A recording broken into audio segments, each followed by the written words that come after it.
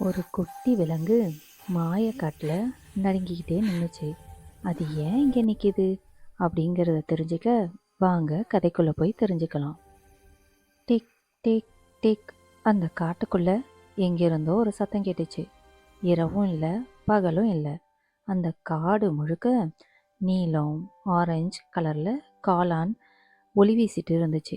அந்த ஒளி காளான்களுக்கு இடையில பெரிய பெரிய கண்களோட சின்ன சின்ன கால்களோட ஒரு குட்டி விலங்கு நடுங்கிக்கிட்டே நின்றுட்டு இருந்துச்சு.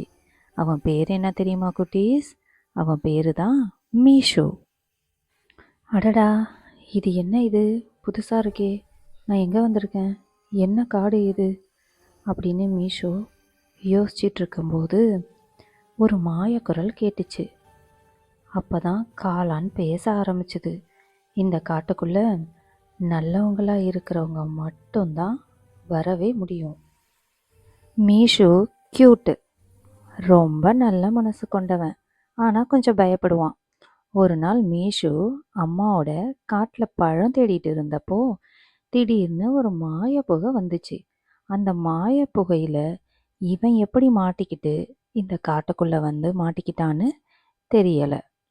அதை தான் அவன் யோசிச்சுக்கிட்டே இருந்தான். அப்போது ஒரு சின்ன ஒளிப்பந்து பறந்து வந்துச்சு. அது சொன்னிச்சு, மீஷோ, நீ உன் வீட்டுக்கு போகணும்னா இந்த காட்டில் 3 நல்ல விஷயம் செய்யணும். பயந்தவங்களுக்கு உதவி செய்யலாம், உண்மையாக பேசலாம், இல்லை உன்கிட்ட இருக்கிற ஏதாவது ஒரு திங்ஸை ஷேர் பண்ணிக்கலாம். மீஷோ தைரியமாக சொன்னிச்சு, நான் கண்டிப்பாக செய்வேன், நான் எங்கள் அம்மா கிட்டேயும் போவேன் அப்படின்னு அவன் சொன்னான். அப்போ ஒரு மூலையில் ஒரு குட்டி நத்தை மழையில் சிக்கி அழுதுகிட்டு இருந்தது. மீஷு தன்னோட இலை கொடைய அந்த நத்தைக்கு கொடுத்து ஹெல்ப் பண்ணான். அதுக்கப்புறம் அந்த காடு ஒளிர ஆரம்பிச்சது. ஃபஸ்ட்டு நல்ல விஷயத்த அவன் செஞ்சு முடித்தான். மீஷு கிட்ட ஒரே ஒரு பழம் மட்டும்தான் இருந்துச்சு. அப்போது பசியில் இருக்கிற ஒரு குட்டி பறவைக்கு மீஷோ தயங்காமல் பாதி பழத்தை பகிர்ந்து கொடுத்தான். அப்போது காடு இன்னும் பிரகாசமாக மாற ஆரம்பிச்சிருச்சு. மீஷோவுக்கும் ரொம்ப ஹாப்பி.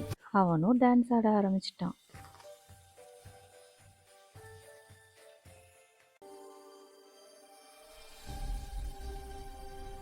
அப்போது வழியில் ஒரு பெரிய மரம் கேட்டது. நீ பயந்துட்டியா மீஷு? மீஷு உண்மையை சொன்னான்.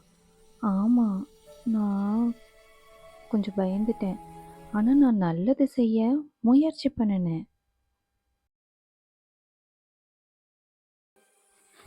அவன் உண்மை சொன்னதை பார்த்து மரம் ரொம்ப சந்தோஷப்பட்டுச்சு. அப்போது என்ன ஆச்சுன்னா, அவனை சுற்றி ஒரு மாய ஒளி உருவாச்சு. அந்த ஒளியில் அவன் மேலே பறக்க ஆரம்பித்தான்.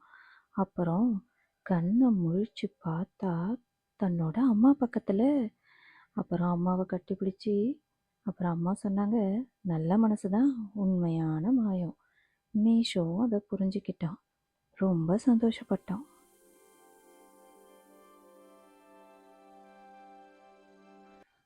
நல்ல மனசு, உதவி செய்யும் குணம், உண்மையை பேசுகிற பழக்கம், இதெல்லாம் இருந்தால் எந்த இடத்துலையும் நம்மளால் சந்தோஷமாக வாழ முடியும்.